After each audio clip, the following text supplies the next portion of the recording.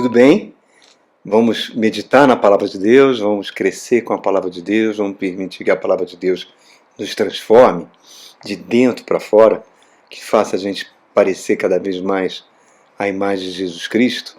E nós estamos aqui na nossa 25ª mensagem sobre a Epístola de São Paulo aos Romanos, que a gente chamou a Carta que Mudou o Mundo. Todos os 24 vídeos anteriores estão no nosso canal.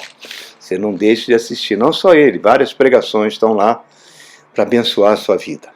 Olha só, Romanos é o grande tratado teológico do apóstolo Paulo, que ele mostra que Jesus é a resposta para toda necessidade humana, né? Só que nesse capítulo 6 nós estamos pegando poucos versículos, porque ele é muito rico. E ele aborda o poder do pecado dentro do ser humano. As pessoas às vezes não têm ideia do que significa isso. As pessoas pensam que pecado é um pai que mata filho, que violenta filho, ou uma pessoa que faz um crime bárbaro, uma pessoa que rouba, enfim, tudo isso são consequências do pecado. O pecado é um estado de ser, é um estado da nossa alma. Poderosíssimo, irmãos, que entrou no mundo lá quando Adão se rebelou contra Deus. Entrou no ser humano, corrompeu o ser humano, deformou o ser humano. Teve que o próprio Deus vir em carne e osso e morrer naquela cruz para estancar esse processo destruidor dentro do ser humano. Então, o apóstolo Paulo está indo nesse capítulo 6, cada versículo é uma verdade fantástica, né?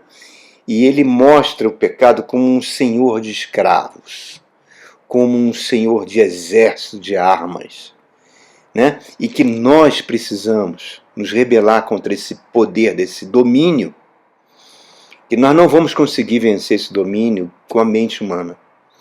Você pode fazer muitas terapias, você pode fazer muitas análises psiquiátricas, psicológicas, meditações, e você pode até achar que esse poder do pecado não existe, como eu certa vez ouvi uma entrevista de uma senhora que era mãe de santo de um terreiro. Ela falou que o pecado era uma invenção da Igreja Católica, mas não é, querido. O pecado é um poder destruidor que tem dentro do ser humano, que faz o mal se tornar algo extremamente natural, né? E que nós só podemos vencê-lo por meio do Espírito Santo e por meio da Palavra de Deus. A Palavra de Deus tem esse poder. E aí, nós vimos nas mensagens anteriores que Paulo trabalha muito também na mente para a gente entender a nossa atual condição em Cristo Jesus. O que Cristo fez por nós, né? Que nós devemos nos considerar morto para o pecado. Declarar mesmo, conscientizar que a nossa vida cristã, para ser plena, a minha mente também tem que colaborar com a ação do Espírito Santo dentro de mim. Morto para o pecado e vivo para Deus. Nós fizemos uma analogia no último encontro, comparando com um cenário de guerra, né? O pecado, ele trabalha muito com imagens, com influências na mente, né? É como se fosse um ataque aéreo contra um país, né? Vem a aviação, bombardeia os alvos para minar a resistência da pessoa.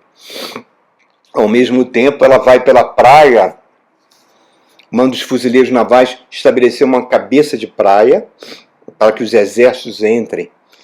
É mais ou menos isso que o pecado faz. Ele entra bem devagar dentro de nós, lança uma ponte em nosso espírito, né? E vai penetrando no espírito humano.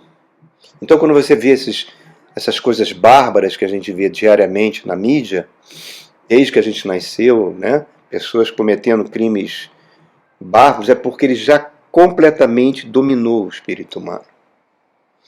E só a ação da palavra de Deus pode retirar. E a igreja é imbatível, irmãos, insubstituível quando ela prega a palavra. Então vamos ver, continuar o capítulo 6, olha o que ele fala no verso 15. Ele fala assim para nós.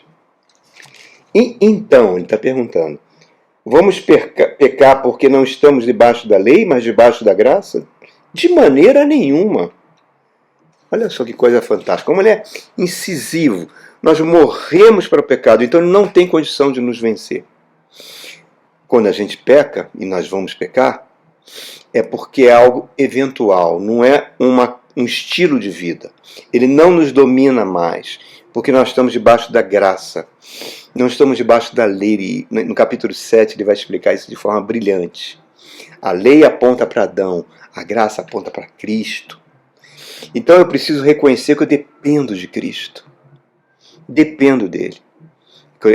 Eu sou aquele ramo da videira que não pode fazer nada sem a ação do Cristo em mim. E ele está usando aquele conceito, Paulo está usando esse conceito que ele já falou nos versos anteriores, que a gente chama antinomista, antinomos, né? Aquele que fala, não, peque à vontade, porque isso só vai afetar o seu corpo, mas não vai afetar o seu espírito, né? Pois o perdão de Deus vai superar qualquer coisa ruim que a gente venha fazer. E isso Paulo fala, de maneira nenhuma. De maneira nenhuma. Existe uma diferença aqui na ênfase.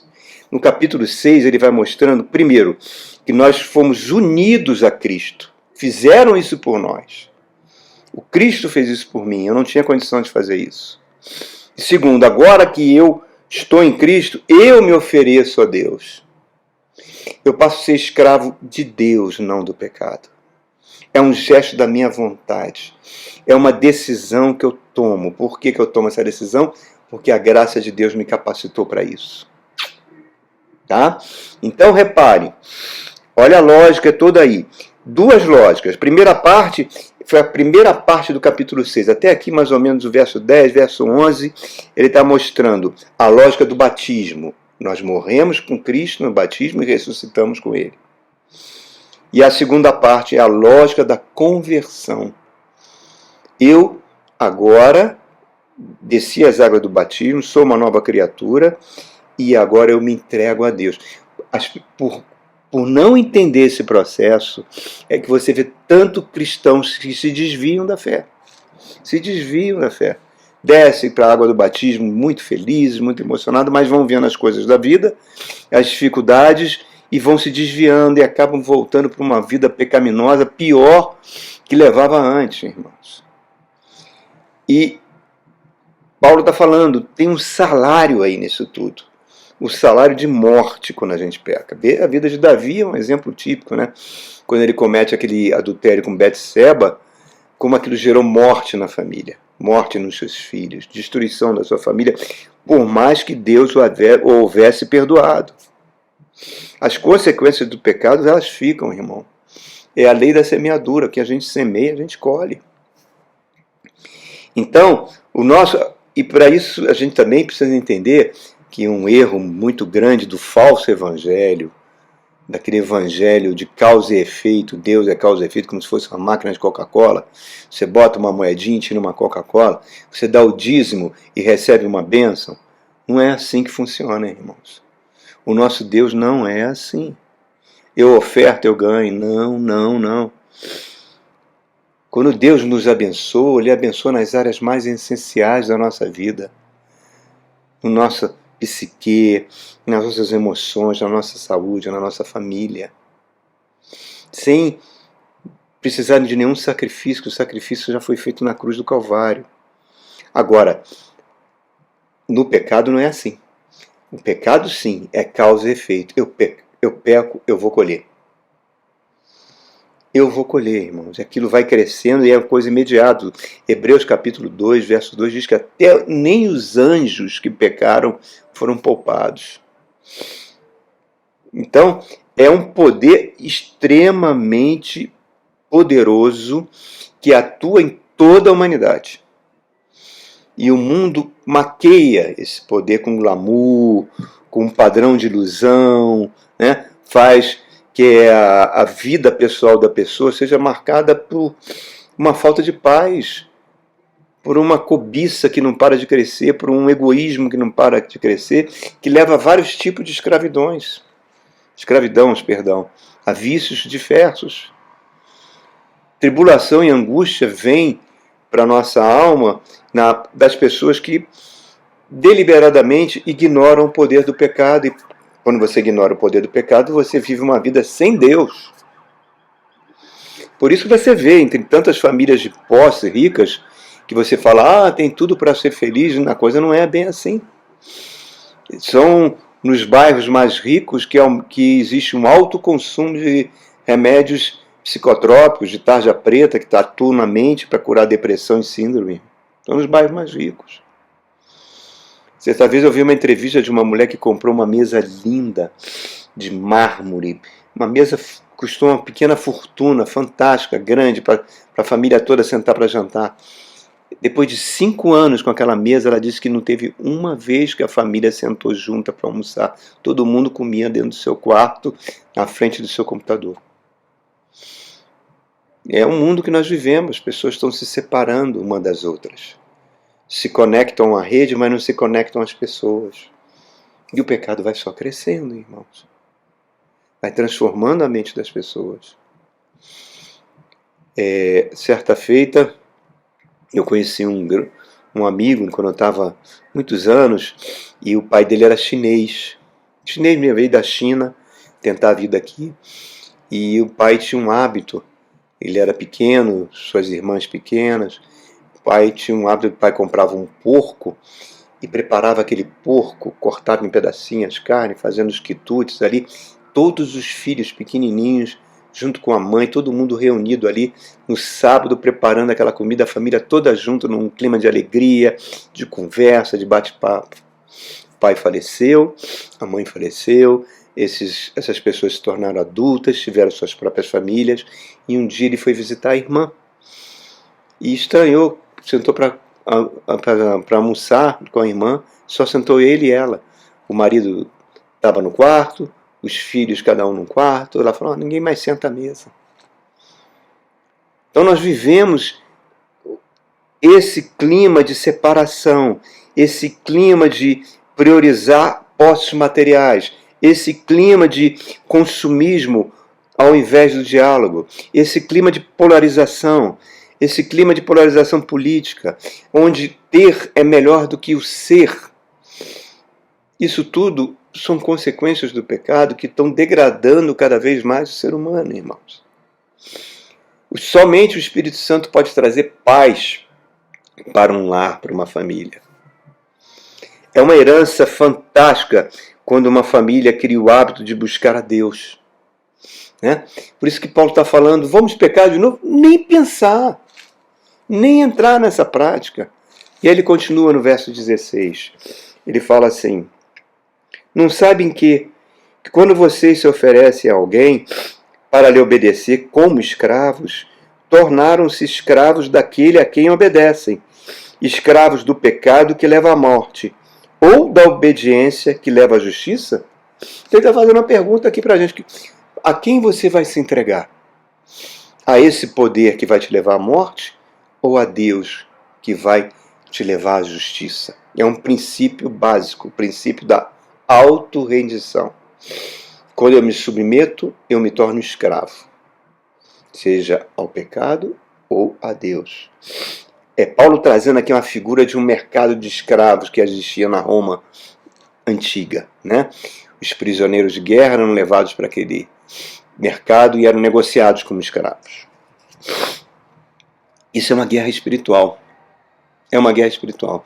Satanás, ele continua no seu intuito de capturar os crentes, aqueles que entregaram a vida a Cristo, né?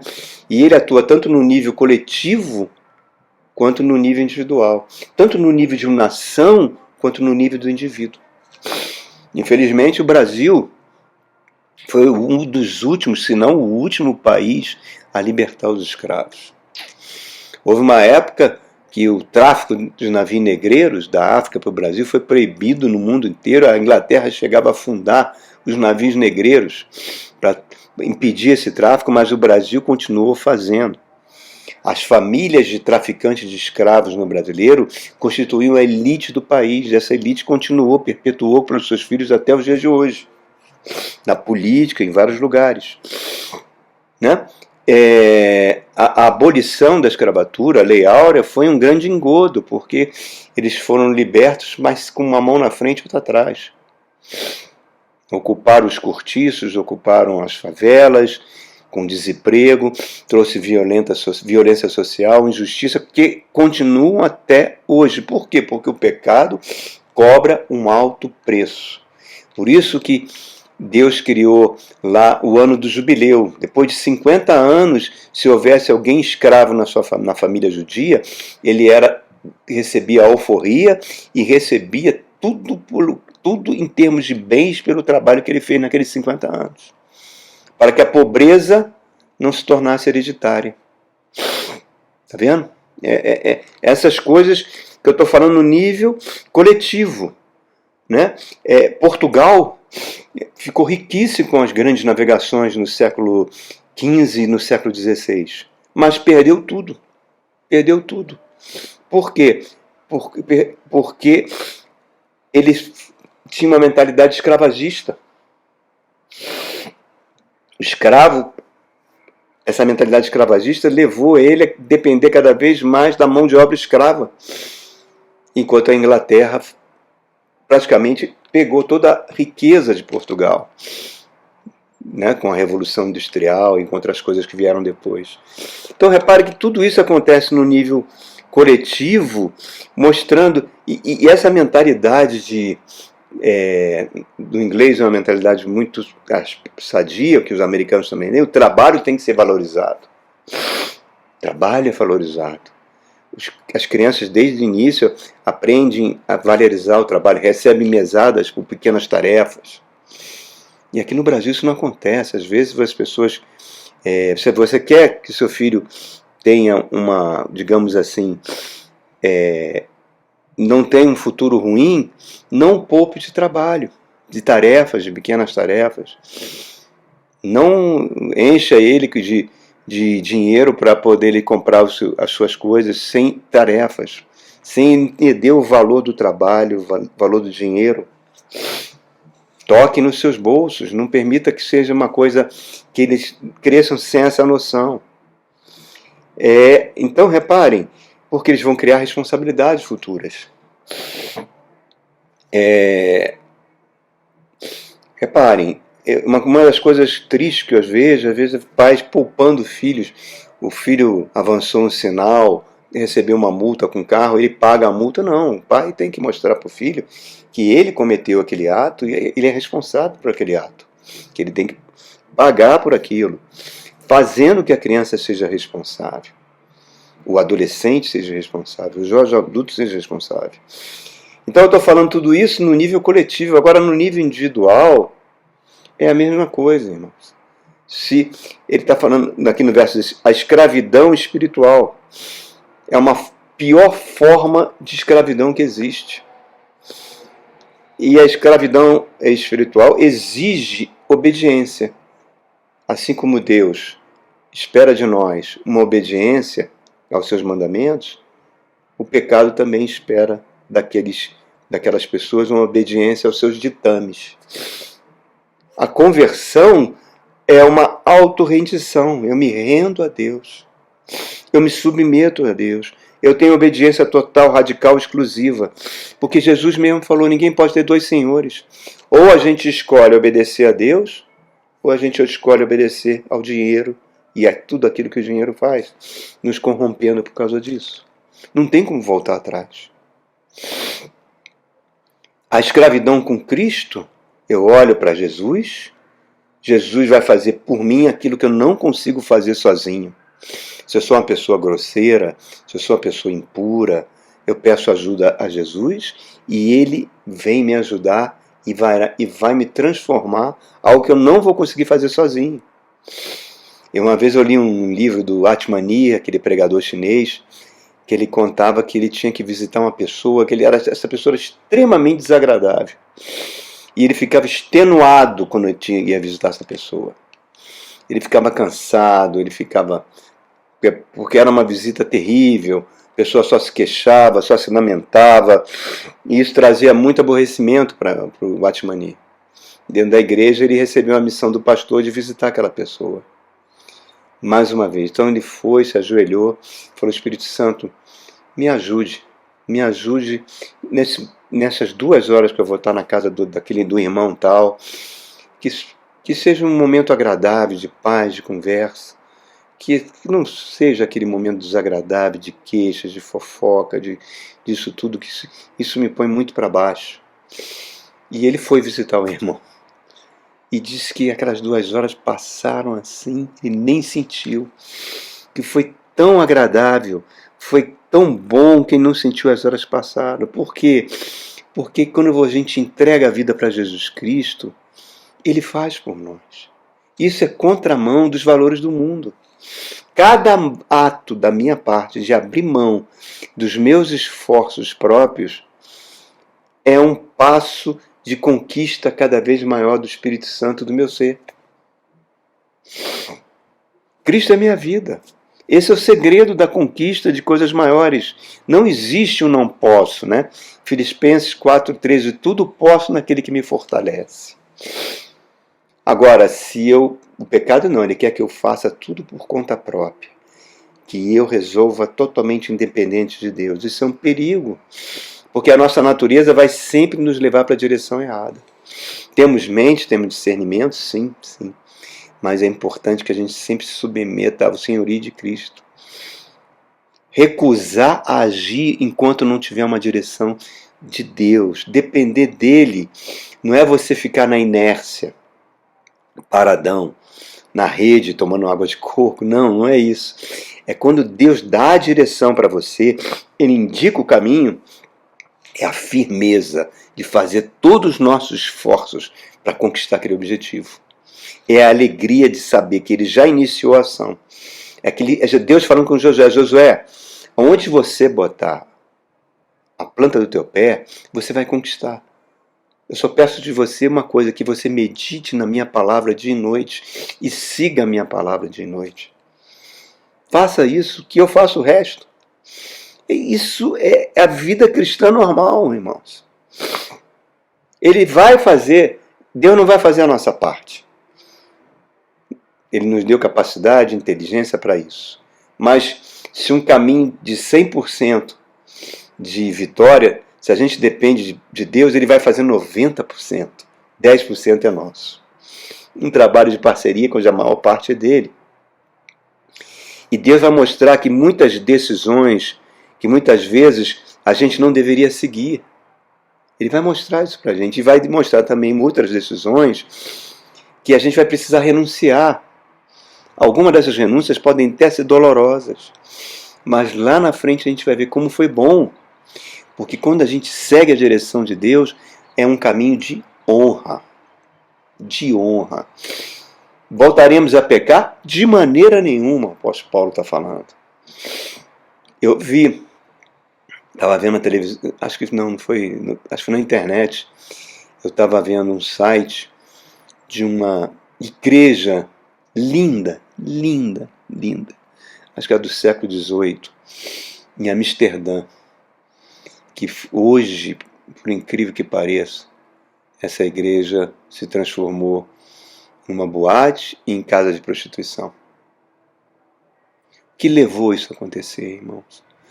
O que levou aquele lugar que foi consagrado para Deus, aquele lugar que as pessoas se reuniam, aquele lugar que as pessoas construíram, um lugar tão bonito, irmão, com vitrais, um lugar tão acolhedor, se transformasse numa casa do próprio diabo. Como esse processo acontece? Esse processo acontece, irmãos, certamente, porque a palavra de Deus foi deixando de ser pregada ali. E outras palavras foram sendo pregadas, outras sabedorias, não mais a sabedoria bíblica, não mais a sabedoria da palavra. E aquilo vai perdendo a função, perde a função. Que a nossa vida não seja assim. Também eu vi uma outra notícia que alegrou meu coração. Não vou falar o nome, mas já não vai ser difícil vocês saberem. É a história de uma modelo que foi garota de programa e ela ficou muito doente entre a vida e a morte. Recebeu a visita da esposa de um bispo uma igreja gigantesca aqui no Brasil. Ela foi para essa igreja, se converteu, foi nomeada pastora dessa igreja, escreveu um livro sobre o seu passado. E à medida que ela foi passando os anos nessa igreja, ela foi se decepcionando, acabou se afastando, acabou entrando com processo na justiça para reaver seus bens que a igreja pegou. Enfim, a vida dela deu uma guinada horrível, ela entrou num processo de depressão profundo e acabou se afastando do evangelho. E voltou a frequentar esses sites que as pessoas pagam para ver mulheres fazendo posições sexuais, enfim, ela voltou para esse caminho, para ganhar dinheiro com isso, né? Porque isso é uma prostituição virtual, que é muito exaltada hoje. Muitos jovens estão querendo seguir esse caminho, muitas moças. E estava nisso. Quer dizer, tudo aquilo que aconteceu do processo da sua conversão não estava mais importando para ela. E ela deu um... Aí eu li uma reportagem essa semana nesse site, que ela foi numa igreja pequena em algum lugar aqui do Brasil. E naquela igreja estava pregando a palavra de Deus. Irmãos, a palavra de Deus faz algo fantástico. Ela penetra entre espada, separando alma e espírito e rompendo, destruindo o que o poder do pecado está fazendo dentro do nosso ser.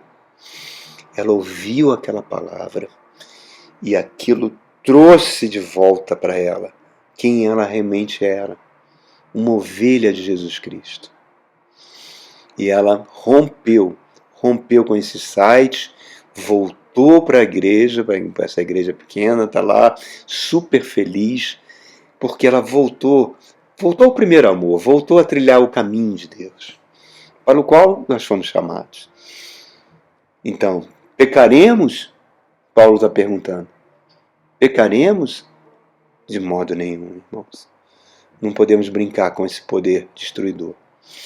Por isso que a gente está indo nesse capítulo 6 mostrando esses versos, porque esses versos trazem em si verdades fantásticas, irmãos.